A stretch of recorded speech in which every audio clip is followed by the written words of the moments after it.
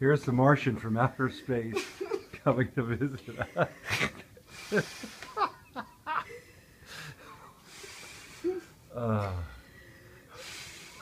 Look at this size of that thing. You're gonna pop your head. I got cystic fibrosis. See, I've got cystic fibrosis. Hello everyone, welcome back to Staying Salty. My name's Chelsea, and if you've never been here before, welcome to the Staying Salty family.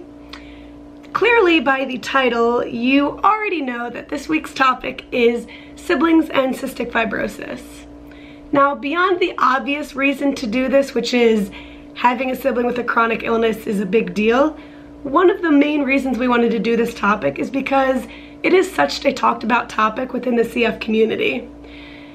The reason for that is because when you have a child with cystic fibrosis, there is then a 1 in 4 chance of any of their siblings being born with cystic fibrosis. Now, if you've watched my other videos, you've already met my brother. My brother is 16 and does not have cystic fibrosis. And rather than sitting here and telling you everything that I think he thinks, I wanted to bring him on and have him tell you himself. But the fact that he lives in Delaware and I live in California makes that a little difficult. So instead, I decided to FaceTime him and bring him on and let him tell you what it's like to be a sibling of someone with cystic fibrosis. So, this is my brother. Hello. Yep, I'm Preston. I'm Chelsea's little brother. I'm 16, and yeah, I mean, CF is something that, you dealt with more than me, because, I mean, I don't have it. I never had to really deal with it as personally as you, but, living with you for 16 years, or as long as I've been around, I've got to see, the ups, the downs, and everything in between, and, I've helped you out with anything you really needed, even though you would go to different states and be really far away, I was still there. And, anytime that, I needed you, you were still a big sister. There was nothing different about that. We both loved each other the same way, no matter what. I didn't view you as anything less. You were still my awesome big sister, mean or good, or, anything in between.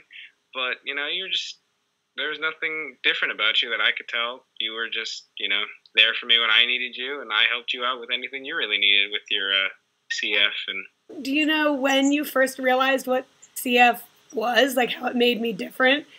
Yeah, when I figured it out, I can't remember this exact age, but I remember just realizing oh, there's something different. She's not normal, but I didn't view it as oh, she's a weirdo.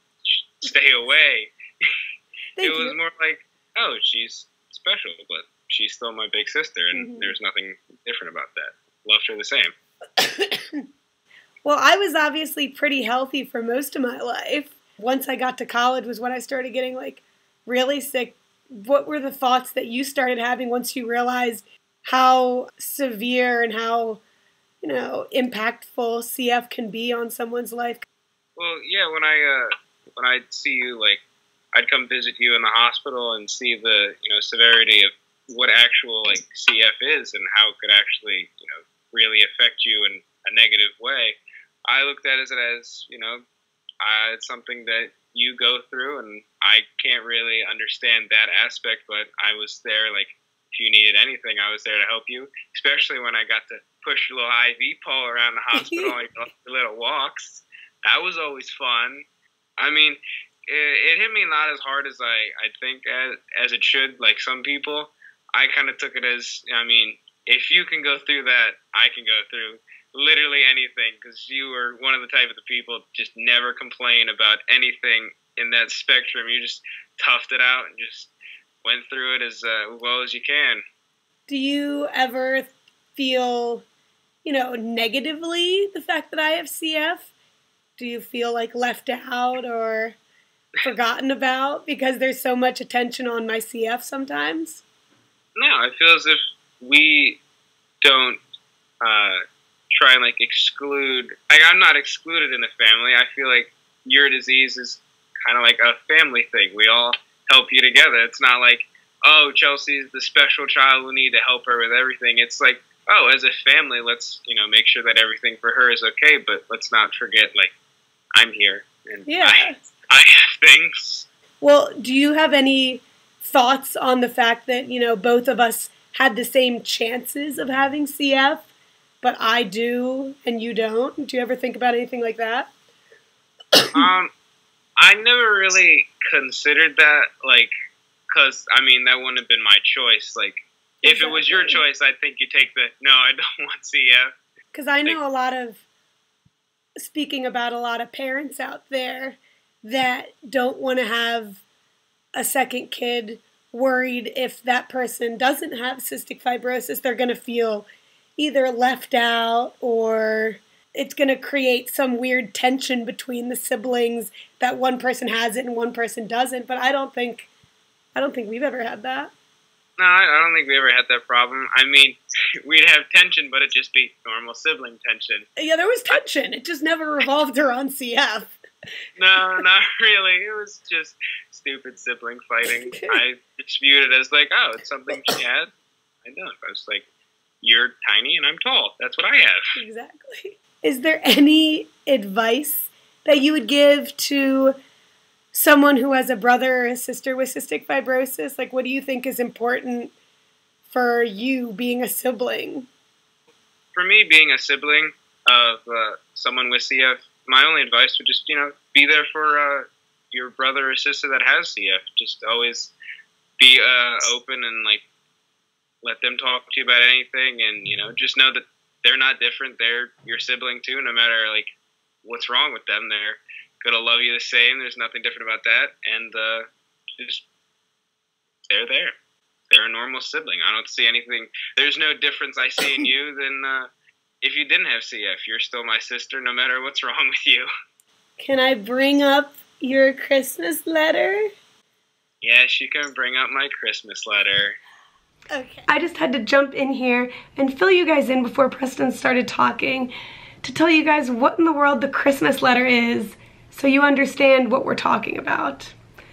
So when Preston was younger, he would always write a letter to Santa Claus and leave it out on Christmas Eve with his milk and his cookies, and he would wish Santa a Merry Christmas, thank him for his presents, and always put in a little last-minute present request. Well, this year was very different. He was 10 years old, and it was the first time I had ever been really sick in either of our memories in my life. And I was home from college. I was on a home IV. So all by himself, he wrote his normal letter to Santa Claus and left it out. And to this day, it brings me to tears to read. So I'm gonna try and tell it to you without having it bring me to tears. So his letter read, "Dear Santa, hello. I am very tired right now, so I don't want to go into much detail, but Merry Christmas and Happy New Year. I hope you enjoy the carrots for all the reindeer, the cookies me and my sister made, my sister made, the milk, and last, have a happy and Merry Christmas, and I hope you are happy. But one more thing. I would give up all of my Christmas presents for the rest of my life if you could only help my sister get healthy, because she is the best thing I could ever have. And all I want for her is to be happy and to not be sick. So please make my wish and my present come true. Please, for me, from Preston." Yep, it still gets me. But that is the letter we're talking about, and coming from a 10-year-old that has such profound meaning, and so I'm gonna let him talk about it before I start crying again. So what would you want to say about your letter? Is there anything you want to say? To give some background to it? The reason I remember writing this letter, it was because it was, of course, we had the whole family home for the holidays. You came back from Florida, and you were really sick, and I remember you were on all these antibiotics, and you were bedridden, and me being a little 10-year-old, just looking at his big sister, just be sick and not be able to enjoy Christmas as much as I could. I just thought that writing a letter like that to wish her everything to be normal and not have anything wrong with her, and to live a normal life and be, have Christmas, all together and have a family just normal, nothing wrong. But I think that just goes to show how close CF can bring you. There aren't many kids out there who would have said something like that.